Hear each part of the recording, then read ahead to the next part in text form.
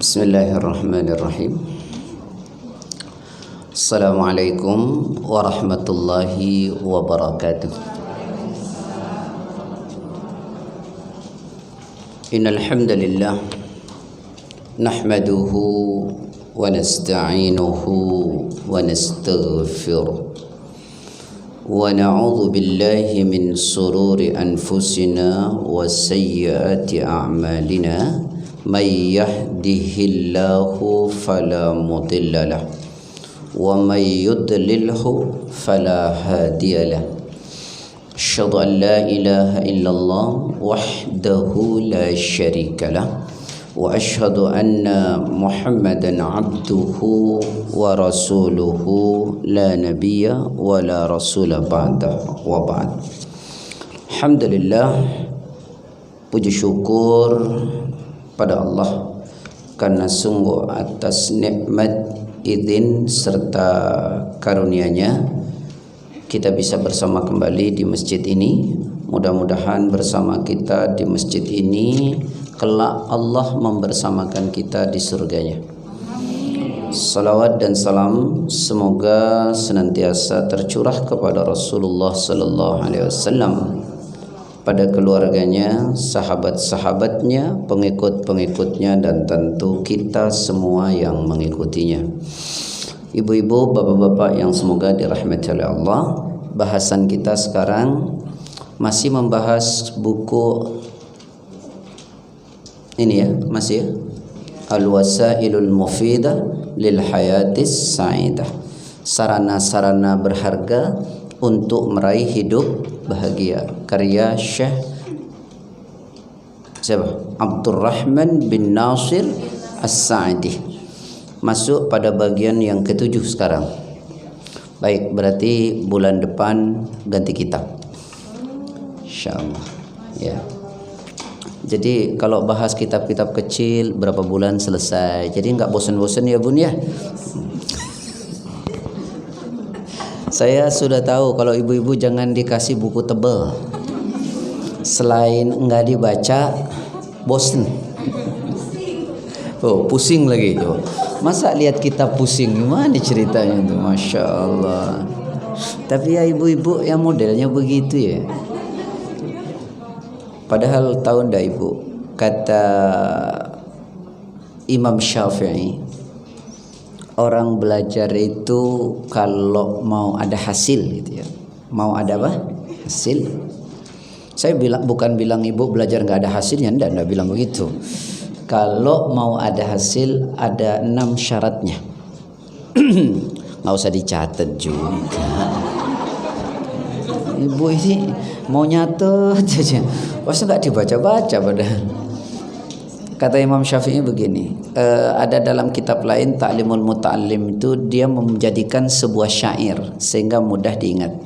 Bunyinya begini, alalan tanalal ilma illa bisittatin sa'umbika majmu'i hadi bayan dzaka'un wa hirsun wa istibarun wa bulghatun wa irsyad ustad wa tuluz zaman. Nah, itu syaratnya. Ada berapa tadi?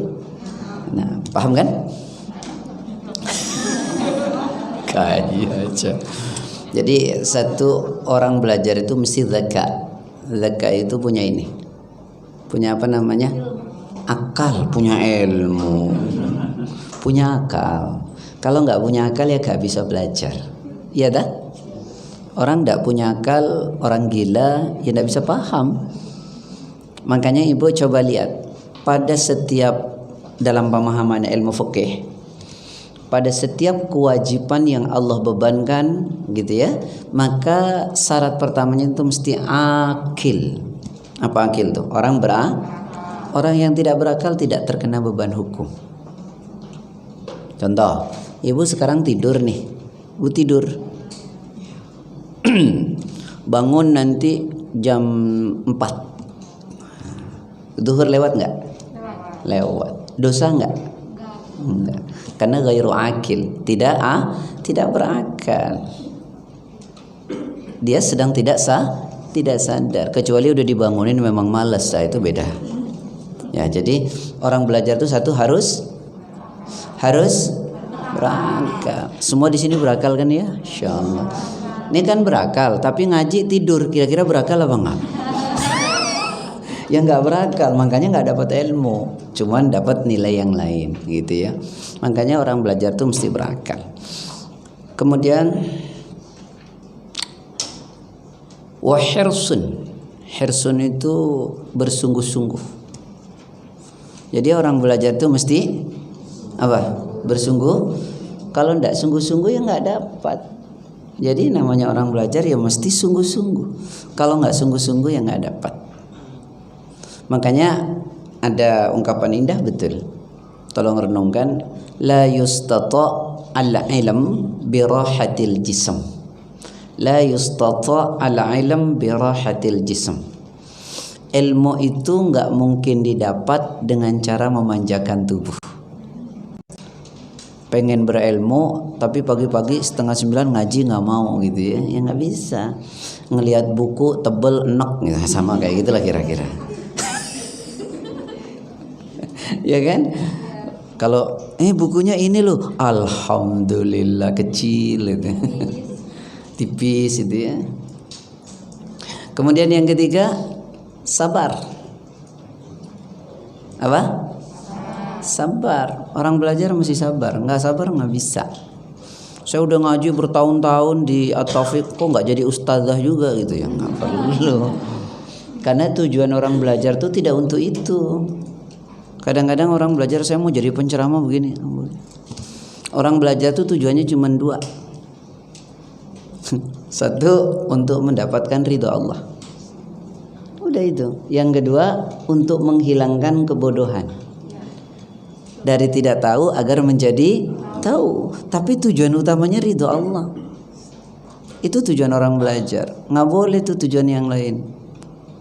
Jangan, kok kamu kemarin nggak datang? Datang besok nggak enak aku. Nah itu sudah salah tujuan tuh.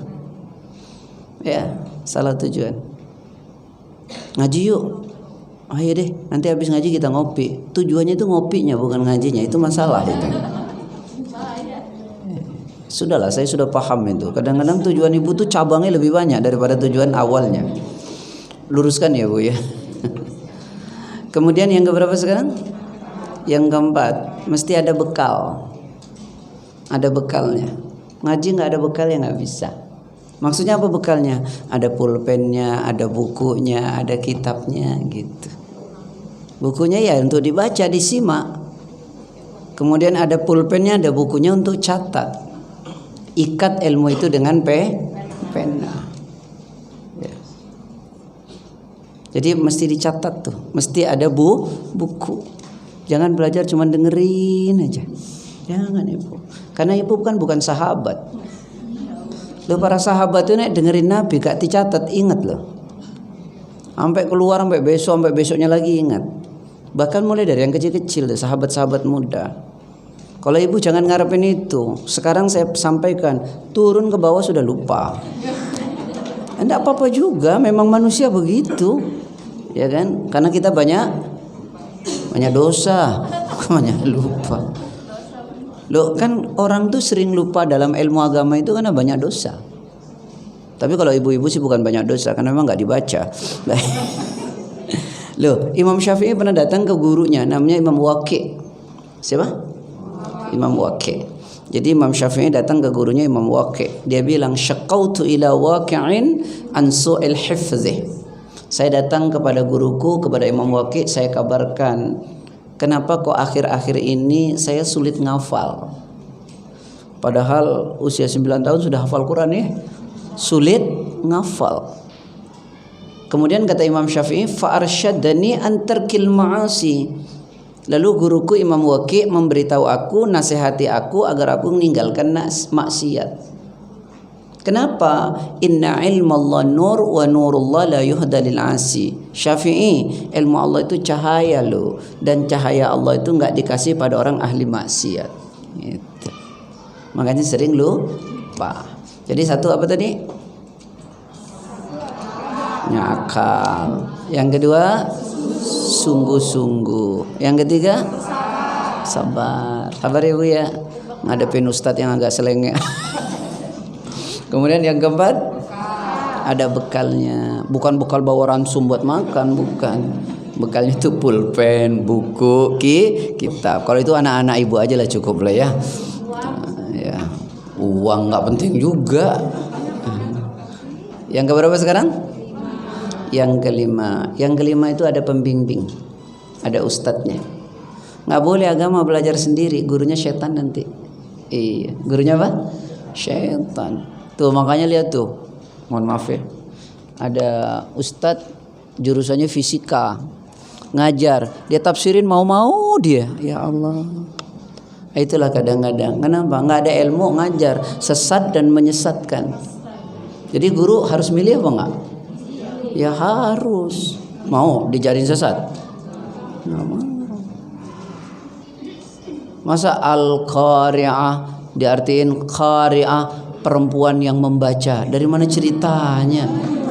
Dia pikir qara'a yaqra'u, ya qari'un, qari'atun gitu ya.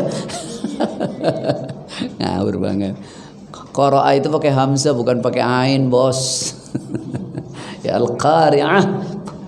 Ya inilah kadang-kadang yang nggak belajar agama ya. Terus tiba-tiba jadi ustadz ya apa-apa juga sih. Untuk awalnya dewe tapi. Jadi harus ada apa? Harus ada pembimbingnya, harus ada gurunya. Nih, kalau nggak ada gurunya saya kasih contoh nih, pelan-pelan nih. Buka Quran surat 4 ayat 48. Semua ibu bisa baca terjemahnya juga bisa. Coba lihat. Innallaha la yaghfiru ay yushraka bi wa yaghfiru ma duna dzalika liman yasha wa may yusyrik billahi faqad iftara itsman 'azima. Betul enggak? Sungguh Allah tidak memaafkan dosa mensekutukan Allah dengan sesuatu. Allah memaafkan dosa selain syirik bagi yang dikehendaki. Siapa berbuat syirik maka sungguh dia berada pada dosa yang sangat besar. Saya tanya sekarang, syirik bisa dimaafin enggak? Tidak. Kalau ibu baca begitu nggak ada pembimbingnya repot. Sekarang saya tanya, coba pernah nggak dulu baca zodiak? Ramalan? Syirik apa enggak?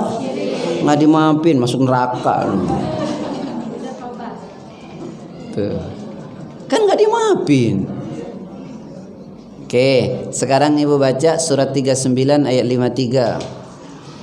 Qul ya ibadiyalladzina asrafu ala anfusihim la taqnatu min rahmatillah innallaha yaghfirudz dzunuba jami'a innahu huwal ghafurur rahim. Katakanlah, wahai hamba-hambaku yang melampaui batas terhadap diri mereka sendiri, janganlah kalian putus asa dari kasih sayang. Sungguh Allah memaafkan dosa-dosa semuanya. Sungguh dia Allah maha pengampun lagi maha. Nggak ada pembimbingnya. Ibu bilang kok ayat satu dengan ayat lain bertolak belakang. Kalau nggak ada gurunya tuh. Sekarang saya tanya, ada satu kitab suci,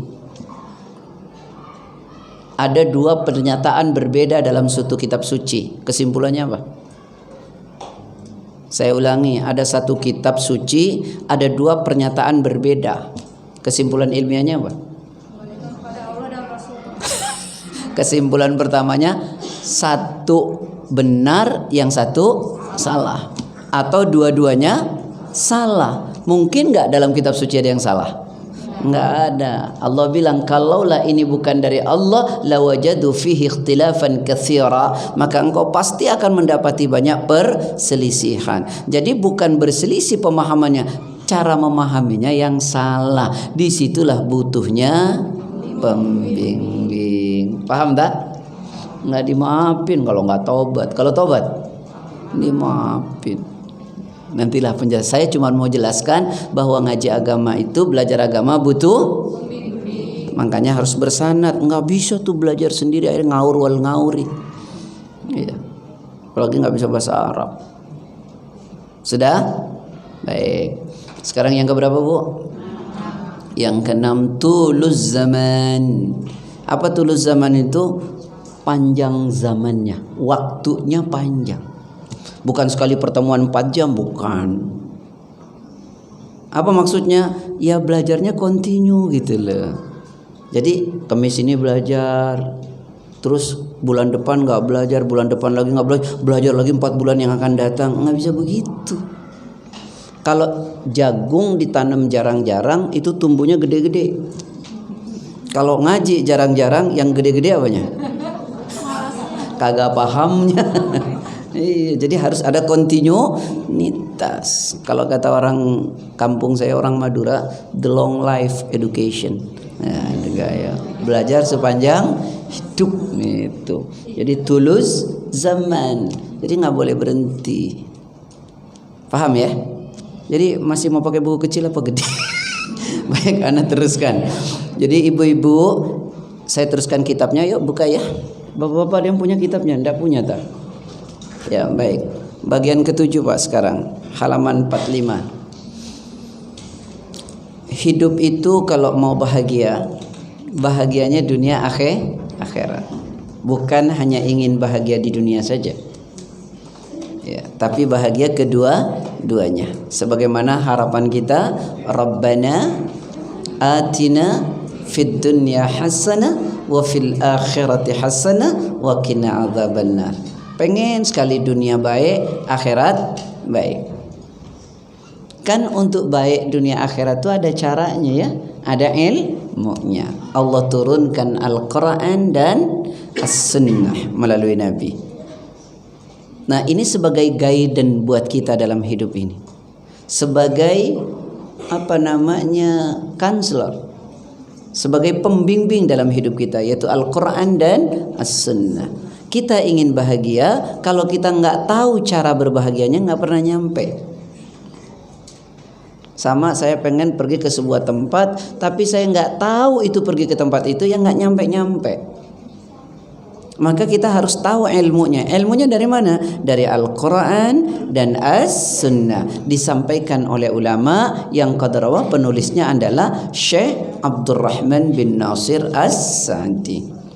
Nah sekarang sudah tahu nih ilmunya, udah disampaikan nih, al-wasailul mufidah lil hayatis sa'idah. Gini loh cara kamu mau hidup bahagia, maka harus ada kemauan untuk melaksanakannya. Sebab kita tahu, tapi kalau kita nggak kerjain ya nggak nyampe. Iya tak? Inilah yang kata ulama, tarjun najah walam tasluk masalikaha, innas safinata la tajri 'alal yabas. Kalian semua berharap sukses, selamat, tapi jalan kesuksesan dan keselamatan itu tidak kalian tempuh, padahal kalian tahu. Sungguh kata ulama, perahu tak mungkin berlayar di daratan. Sama itu, antum sudah tahu caranya tapi tidak ditempuh, ya nggak bakal nyampe. Mustahilnya sama dengan perahu tak mungkin berlayar di daratan, atau mobil berjalan di lautan. Maka yang pertama tahu ilmunya, yang kedua ada kemauan. Ya Allah, baru aja ngomong. Kadang-kadang saya ngajar ibu-ibu tuh putus asa juga. Untung ustadznya udah tua nih. Kalau yang muda-muda insaf saya kira tuh. Jadi yang pertama Bu, harus ada ilmunya. Yang kedua ada kemauan untuk menempuhnya. Ada kemauan betul-betul ingin bahagia, tapi caranya nggak tahu, nggak pernah nyampe juga. Udah tahu tapi nggak mau menempuhnya, nggak bakal nyampe. Maka ilmunya dulu, setelah ilmunya tahu, mari kita kerjain. Udah nyampe ke berapa? 6. Coba bisa disebut satu-satu, nggak buka kitab? 1. Ya udahlah, lupa semua. Buka kitab baru tahu. Ya. Yang ke-7, agar hidup ini bahagia Pak, nih catat baik-baik, jangan pernah membenci. Jangan pernah apa? Membenci. Hidup kita tenang, bahagia, nyaman banget. Tapi kalau hati kita dipenuhi dengan kebencian, kira-kira bahagia nggak? Nih contoh nih. Perhatiin baik-baik. Ibu kesel sama temennya nih, benci betul sama temennya. Niat dari rumah mau ngaji, ibu duduk di situ. Tiba-tiba orang yang dikesel tuh duduk di situ. Kira-kira tenang apa enggak? Rengut aja. Itu kepala nggak bisa tengok kanan kiri tuh. Iya kan? Tapi kalau tidak ada kebencian, hidup tuh enak. Sekarang saya tanya satu persatu, tolong perhatikan baik-baik agar mudah memahami. Bu, teman kita itu manusia atau malaikat? Ada yang mau berteman sama malaikat? Nggak ada kan? Apalagi malaikat maut gitu ya. Baik. Ustadz nih ngomong nanti maksudnya ada maksudnya nih Bu. Teman ibu manusia. Manusia itu sempurna apa enggak? Buka Quran surat 17:70. Walaqad karramna bani Adam wa hamalnahum fil barri wal bahri wa razaqnahum minat thayyibati wa faddalnahum ala katsirin mimman khalaqna tafdila. Dan sungguh telah kami muliakan anak keturunan Adam.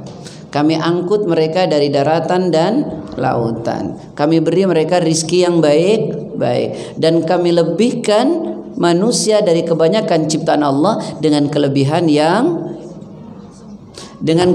yang sempurna. Jadi manusia sempurna apa enggak? Tuh, karena enggak ada ilmu ngomongnya enggak sempurna tuh. Ayo lihat lagi. Manusia sempurna apa enggak? Tadi yang bilang enggak sempurna siapa? Manusia sempurna, Pak. Ciptaan Allah di muka bumi ini ada 3 macam. Ada yang sifatnya biologikal, ada yang sifatnya kosmologikal, ada yang sifatnya transendental atau gaib. Yang biologikal itu makhluk yang bernyawa, binatang, tumbuhan dan seterusnya, itu biologi. Ada yang sifatnya kosmologikal, yang tidak bernyawa, batu, air, gunung, langit, bumi, tidak bernyawa. Manusia masuk biologikal. Ada yang transendental, gaib, ruh sosial, malaikat, jin dan macam-macam itu. Yang termulia, terhebat itu adalah manusia. Laqad khalaqnal insana fi ahsani taqwim. Sungguh telah kami ciptakan manusia dalam bentuk yang sebaik baginya, baik-baiknya. Ahsan, sebaik-baik rupa. Tidak ada lebih baik daripada manusia. Manusia paling baik. Betul nggak Bun? Burung merak cantik atau tidak? Pak, cantik atau tidak Pak? Burung merak cantik. Terus perempuan cantik. Mana lebih tertarik? Sudah nggak usah dijawab. Manusia itu memang menarik, keren. Serius ini, ya. Kalau lebih tertarik sama burung merak, itu udah penyakit itu dia. Jadi manusia itu paling hebat. Bahkan Allah pernah menyuruh malaikat dan jin, iblis untuk sujud kepada siapa? Pada Adam. Menghormati Adam. Nah, jadi manusia itu sempurna. Apa yang dimaksud sempurna Ustaz? Sempurna dengan kekurangan dan kelebihannya. Semua manusia punya kelebihan, semua manusia punya kekurangan. Oleh karena itu tak pantas kita sombong. Kita yang hebat dalam satu sisi, buruk dalam satu sisi. Kita keren dalam satu hal, tak keren dalam hal yang lain. Ada saudara kita keliru dalam satu hal, tapi banyak benar dalam hal yang lain. Begitu cara memandang manusia agar tidak ada kebencian. Jadi manusia itu sempurna, punya kekurangan dan kelebihan. Jadi jangan tuntut manusia itu selalu lebih, karena dia manusia. Sekarang saya tanya satu orang aja, ibu yang lempeng sama saya. Bun, saya tanya, temen ibu nggak sebelah? Temen ya? Punya kekurangan nggak? Punya ya? Maka ibu nggak boleh tuntut lebih terus kan? Iya. penyakitnya kita kalau berteman, kita selalu menuntut teman kita selalu benar, selalu baik, tidak boleh salah. Gimana caranya? Wong teman kita manusia kok. Berarti Anda sedang menuntut teman Anda jadi malaikat. Mau berteman sama malaikat? Malaikatnya malaikat maut, no. Iya kan? Nggak mau. Loh, karena teman saya ini manusia, mesti punya keliru, mesti punya salah. Sama dengan saya juga punya keliru, saya juga punya salah. Kalau begitu, maka jangan pernah membenci, buka maaf selebar-lebarnya. Tuh. Maka hidup kita bahagia. Ini ada orang bilangnya, gua mau berteman sama orang yang baik aja. Saya pastiin nggak bakal punya temen. Nih, kalaupun dapat itu pasti dinosaurus. Karena makhluk langka, orang nggak pernah salah, betul nggak? Nah, makhluk langka apa? Dinosaurus lah. Ibu mau berteman sama orang yang nggak pernah salah, itu makhluk langka, nggak mungkin. Jadi terimalah temanmu itu dengan sempurna, dengan kekurangan dan kelebihannya. Maka hadis yang pertama dinukil oleh Syekh Abdurrahman bin Nasir As-Sa'di, lihat, la yafruk mu'minun mu'minatan in kariha minha khuluqan radiya minha akhar. Janganlah seorang mukmin laki-laki atau suami membenci mukmin perempuan istri oleh karena pada mukmin perempuan atau istri itu terdapat keburukan akhlak. Ingat loh bahwa pada istrimu itu masih menyimpan jutaan akhlak baik. Ingat aja baiknya, lupain jeleknya. Anda sedang membangun cinta. Tapi kalau Anda hanya mengingat jeleknya dengan melupakan baiknya, Anda sedang menghancurkan rumah tangga. Berteman, bersahabat, Anda hanya ingat baiknya, maka Anda merajuk persahabatan sampai akhirat. Tapi kalau Anda hanya mengingat jeleknya dengan melupakan kebaikannya, Anda sedang menghancurkan persahabatan Anda. Jelas? Jelas atau enggak? Kalau sudah begitu masih mau membenci? Caranya gimana Pak Ustadz? Catat baik-baik. 1. Ini ngaji sama saya nggak pernah tinggi-tinggi, Bu. Nggak, saya mengaji yang harian aja, yang pendek-pendek saja, kayak yang ngajar. Baik, 1. Bu, jika hidup itu tidak mau membenci, tidak ingin membenci, saling nyaman, membangun persahabatan, pertemanan, maka yang dibutuhkan 4 hal. 1. Ta'aruf, 2. Tafahum, 3. Tasamu, 4. Ta'awun. Insya Allah nggak sempat nyatet, saya juga sudah tahu. Sengaja banget ya. 1. Ta'aruf. Ta'aruf, ibu taunya ta'aruf orang mau nikah ya. Ta'aruf itu saling mengenal satu sama lain. Saling apa, Bu?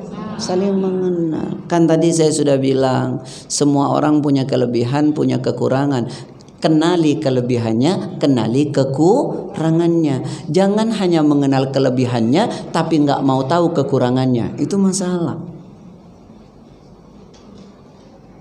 Sama orang, saya mau menikah cuman yang mau kayak gini. Lalu dia pakai dalil, nikahilah wanita katanya karena 4 hal. Padahal dalilnya salah menterjemah. 1. Cantik, 2. Keturunannya baik, 3. Kaya, 4. Agamanya sama, itu juga nggak bakal kawin nanti. Karena nggak bakal ketemu tuh orang kayak gitu, ya kan? Nggak bakal ketemu. Maka ayo saling mengenal. Makanya Islam tuh ajarkan, laki perempuan punya karakter berbeda, ayo dong kenali. Orang bangsanya berbeda, ayo saling mengenal. Orang sukunya berbeda, dengan latar belakang berbeda, kebiasaan berbeda, saling kenali. Jangan paksa orang itu sama dengan kita. Tak sama kebaikan dan keburukan, tidak sama kebaikan dan keburukan. Maka balaslah setiap keburukan dengan cara yang lebih. Loh, ada orang marah maki, kita maki sama, kita marah sama, nggak ada bedanya kita sama dia. Kan ada orang gini nih, maaf ya Bun, ada suaminya selingkuh. Terus ibu bilang, emang dia doang yang bisa, gue juga bisa. Ya, terus bedanya apa? Kagak ada bedanya. Maka Allah bilang, balaslah keburukan itu dengan cara yang lebih baik. Sehingga orang yang ada permusuhan antaramu dan antaranya seolah-olah telah menjadi teman setia. Berat apa enggak itu? Berat. Makanya Allah bilang, yang demikian itu tidak dianugerahkan kecuali kepada orang yang diberikan oleh Allah kesabaran dan keberuntungan yang besar. Hanya sabar ibu yang membuat kita bisa merespon semua keburukan dengan kebaikan. Kalau kita tidak punya kesabaran, kita akan selalu merespon keburukan dengan keburukan. Sehingga yang terjadi ya saling benci nanti ujungnya. Padahal kalau mau hidup bahagia, jangan membenci. Udah maafin aja. Lalu ibu ada yang bilang, Ustadz, ada orang yang memang dari sononya udah kayak gitu Pak Ustadz. Nah saya nggak termasuk yang itu Pak Ustadz. Ya Ustadz ngerti dong, nggak bisa begitu. Ya nggak boleh. Karena akhlak itu ada dua macam. Satu ada yang sifatnya jibilli, dua ada yang sifatnya muhtasab. Apa bu? Satu? Dua? Muhtasab. Apa jibilli itu? Memang ada orang yang dari dasarnya itu udah baik. Kalau kata orang Betawi, dari sononya emang udah baik, bawaan orok. Emang orangnya udah lembut, suka ngalah, penyabar, kayak ibu-ibu ini semua loh. Serius, tadi saya omong-omong apa aja nggak ada yang balas. Ya kan kayak ibu-ibu ini, orang-orang penyabar. Tapi ada orang yang memang lahirnya nggak begitu. Tapi bukan berarti harus nyerah. Karena ada yang disebut muhtasab. Muhtasab itu diusahain. Perlu diapain? Diusahain. Nih kita sekarang ini pemarah. Bisa lo dilatih jadi tidak pemarah, jadi penyabar. Tapi kalau ibu nyerah, ya sudah, bilang sama suaminya, lo kan udah tahu nikah sama gue dulu kayak begini, sampai sekarang gue harus berubah. Ya Allah, capek deh. Oh kalau saya suaminya, saya nggak mau merubah kamu, saya terima kamu, tapi saya cari yang lain juga ya. Oh insya Allah berubah itu, insya Allah berubah. Sama dibangunin, Mas subuh tahajud mah nggak bangun, mah tahajud mah nggak bangun juga, mah tahajud mah nggak bangun. Saya kasih tip Pak, biar bangun. Mah tahajud, kalau nggak tahajud gue kawin lagi. Bangun, pasti bangun tuh. Ilmu itu Pak. Mohon maaf ya Bu, ini canda loh Bu, canda ya. Jadi ibu-ibu yang dirahmati oleh Allah. Nah ini ada satu riwayat nih dalam kitab nih. Ini bukan Quran, ini kitab ya, cuma kecil. Jadi Rasulullah itu pernah memuji seorang sahabat namanya Ashaj bin Abdul Qais. Siapa namanya? Ashaj bin Abdul Qais. Kata Rasulullah, "Inna fika khoslataini yuhibbuhumallah al-hilm wal anah." Hadis ini diriwayatkan oleh Imam Muslim, sanadnya dari Ibnu Abbas. Jadi kata Rasul begini, "Wahai Ashaj bin Abdul Qais, pada dirimu itu melekat dua sifat, yang karena dua sifat itu engkau sangat dicintai oleh Allah."